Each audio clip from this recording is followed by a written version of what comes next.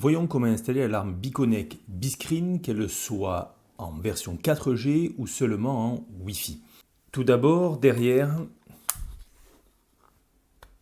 nous avons ici le port micro USB qui va nous permettre d'alimenter l'alarme. Ici, nous avons l'emplacement Nano SIM, uniquement disponible sur les versions 4G.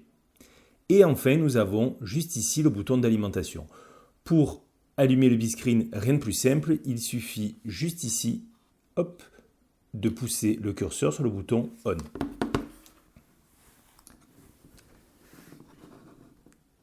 Ça y est, ce dernier s'allume.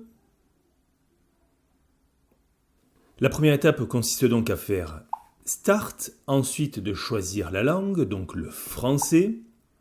Ensuite, on nous propose d'avoir le didacticiel, on va faire Suivant sur la flèche qui clignote. Ensuite, on va cliquer sur le Wi-Fi pour se connecter à notre réseau Wi-Fi. On nous demande d'allumer le Bluetooth et le Wi-Fi et de se connecter à notre réseau au domicile en 2,4 GHz. Il faut faire confirmer, on a le bouton AirLink qui clignote.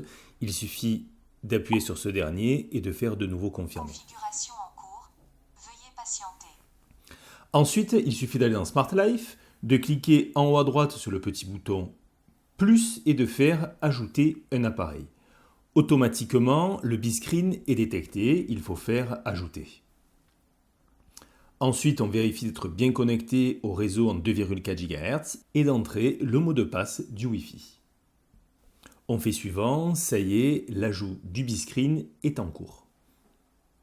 Réussi. Une fois la connexion réussie, il suffit de faire retour en haut à droite et cette fois on peut faire ignorer le didacticiel. Et on confirme. On retrouve les différentes informations sur l'activation de l'alarme. On peut faire ici retour et découvrons maintenant l'écran principal. Automatiquement, l'heure est mise à jour. On retrouve en haut à droite le niveau de batterie en cas de défaillance du réseau électrique et également la puissance du réseau sans fil. Pour les versions équipées de carte SIM, on se retrouve également avec la qualité du réseau sur une carte SIM. Découvrons maintenant l'écran d'accueil. On se rend compte qu'automatiquement, une fois que le Biscreen est connecté au réseau, l'heure se met automatiquement à jour. Nous avons ensuite les différents modes d'armement de l'alarme. Tout d'abord, le mode armé. Dans ce mode, l'ensemble des détecteurs sont opérationnels. Il est à utiliser lorsque vous quittez le domicile. Ensuite, le mode maison. Le mode maison est à utiliser quand vous êtes dans la maison. Ainsi, certains détecteurs seront fonctionnels et d'autres ne le seront pas. Par exemple, les détecteurs de porte seront fonctionnels alors que les détecteurs de mouvement à l'intérieur de la maison ne le seront pas. Ensuite, il y a le mode désarmé qui permet de désarmer le système d'alarme. Le menu qui va permettre de régler le Biscreen et d'y ajouter des accessoires. Et enfin, log qui correspond à l'ensemble d'historique de l'alarme, c'est-à-dire tous les événements qui se sont passés, armement, désarmement, déclenchement. Voyons maintenant le menu. Dans le menu, nous avons 4 parties. Ajouter, téléphone, paramètres de sécurité et également les paramètres généraux. Entrons tout d'abord dans les réglages, paramètres en bas à droite. Nous avons tout d'abord le Wi-Fi. Le Wi-Fi sert à configurer le réseau Wi-Fi. Ainsi, si vous venez à changer de box, par exemple, il faudra réappairer le Wi-Fi au Biscreen. Ensuite, il y a les paramètres de date et d'heure que l'on peut régler manuellement, mais il convient de choisir le réglage auto puisque c'est par rapport au réseau Wi-Fi que ce dernier va se configurer. Nous avons également juste ici les options d'affichage de date. Ensuite, nous avons le son, le guide vocal. C'est la voix qui va dire tout ce qui se passe dans le Biscreen. Ensuite, nous avons le bip clavier. Ce sont le bruit des touches quand on tape sur le Biscreen. Nous avons le volume de la sonnette qui correspond lorsqu'une sonnette est apparu au biscreen au ding-dong que l'on va entendre. Et nous avons enfin le volume système qui correspond au bruit du clavier et également au guide vocal. Nous avons ensuite l'affichage avec le délai de veille de l'écran qui peut être réglé entre 10 et 180 secondes. On peut choisir au bout de combien de temps l'écran se met en veille. Et également, juste ici, la luminosité de l'écran. Nous avons ensuite la langue, restaurer, qui va nous permettre de restaurer les paramètres d'usine. Nous avons ensuite nettoyer, si on souhaite nettoyer l'écran du biscreen. À ce moment-là, nettoyer permettra pendant 1 minute de désactiver l'écran tactile. Et enfin, nous avons assistance, où on retrouve les informations pour paramétrer le biscreen. Ensuite, nous avons ici les différents paramètres, notamment les paramètres de sécurité. Le code par défaut, le code utilisateur est 1, 2, 3, 4 et on presse OK. Ici, on va tout d'abord pouvoir choisir la temporisation.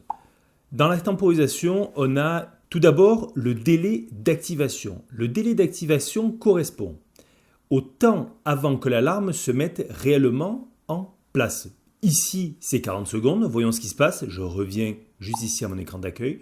Je fais armer. Compte à rebours d'activation du système de sécurité. Veuillez quitter. On se rend compte que avant que l'alarme soit réellement effective, celle-ci mettra 40 secondes pour se mettre en place. Veuillez entrer le code. Désactiver. Ce délai est notamment pratique si le biscreen est à l'intérieur, par exemple le temps de sortir de son domicile. Ensuite, nous avons dans temporisation le délai de l'alarme. C'est le temps avant que l'alarme ne se mette en place. C'est-à-dire à partir du moment où une intrusion est détectée, dans ce cas-là, les sirènes ne se mettront en marche qu'après 30 secondes. Pratique également. Prenons un exemple, le temps d'ouvrir la porte et de désarmer le système. Il suffit juste de mesurer le temps nécessaire entre votre ouverture de porte et le temps de taper le code sur le biscreen. Et ensuite, nous avons la durée de l'alarme, c'est-à-dire le temps pendant lequel les sirènes vont sonner. Ensuite, nous avons le code. Au niveau du code, nous avons le code utilisateur, c'est-à-dire par défaut, c'est 1, 2, 3, 4 et on va pouvoir rentrer un nouveau code qui nous demande de confirmer. Il faut bien penser à appuyer ici sur la carte mémoire pour l'enregistrer.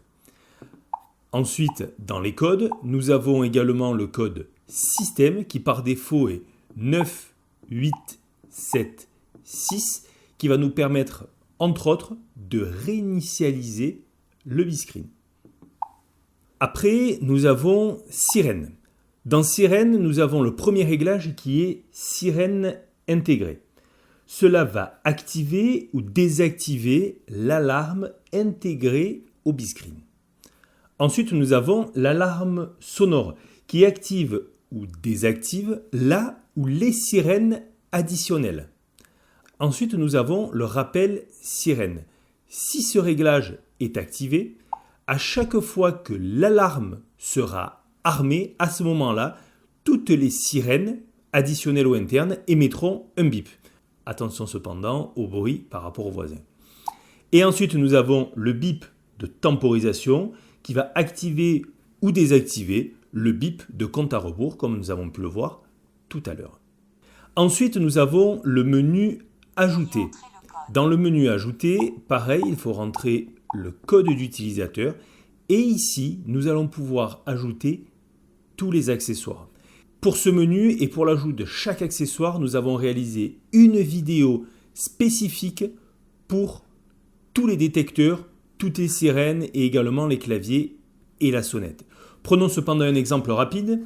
Ici, nous avons un détecteur de portes et de fenêtres. Pour cela, pour l'ajouter, il faut aller dans Capteur, sélectionner ici plus. Ce dernier est à ajouter dans Capteur d'entrée. Je clique donc sur Entrée. Ensuite, je choisis mon mode. Est-ce que je veux que ce détecteur fonctionne quand le mode armée est activé? Oui, non. Est-ce que je veux que ce dernier fonctionne quand le mode maison est activé? oui, non, ou est-ce que je veux qu'il fonctionne toujours, c'est-à-dire même quand l'alarme est désactivée. Le mode toujours est notamment activé pour tout ce qui est détecteur de gaz, d'eau et de fumée. Ensuite, nous avons la temporisation, le délai de l'alarme, c'est-à-dire est-ce qu'il doit respecter le délai de temporisation vu dans le menu précédent. Et ensuite, il suffit de faire appairage. Pour lancer l'appairage, rien de plus simple, on fait appairage. Et ensuite, dans les 20 secondes, il suffit d'activer l'accessoire en l'actionnant. Ça y est, ce dernier est actionné. Maintenant, on peut le modifier dans Smart Life. Pour le modifier dans Smart Life, il suffit d'aller dans Annexer, ensuite dans notre capteur d'entrée et de venir le renommer, par exemple, porte entrée. Et on valide. Et ensuite, on sauvegarde. On se rend compte bien entendu que dans Smart Life, on peut également activer ou désactiver temporairement le détecteur. Et également, le nom s'est mis à jour automatiquement. Dans les paramètres avancés, on retrouve également le bip d'ouverture de porte. À quoi cela correspond? Ici, on entend que dès que le détecteur s'ouvre, à ce moment-là, on a un bip. Si on le désactive et qu'on enregistre, à ce moment-là, le bip est inopérant. Et ensuite, on a dans les paramètres avancés l'avertissement d'ouverture d'entrée, c'est-à-dire que ici, on se retrouve avec un petit symbole, comme on peut le voir, et également on le retrouve ce symbole sur juste ici l'écran principal, et également si on active l'alarme, on recevra une notification sur son téléphone portable indiquant qu'un détecteur a été oublié. Maintenant, pour l'ajout des autres accessoires, nous vous invitons à regarder les tutoriels dédiés. Focalisons-nous maintenant rapidement sur l'application Smart Life. Une fois que cette dernière est ouverte, nous avons l'écran principal où on va pouvoir activer et désactiver le système par le téléphone mobile. Pour cela, nous avon ici le mode sortir qui correspond au mode armé. Ensuite, nous avons le mode désactivé qui permet de désarmer l'alarme. Nous avons également le mode avec la petite maison qui correspond au mode maison. On se rend compte que ce dernier est opérationnel.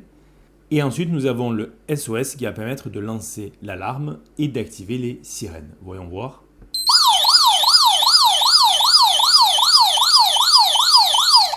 Et bien entendu, on peut désactiver ce mode sur le téléphone.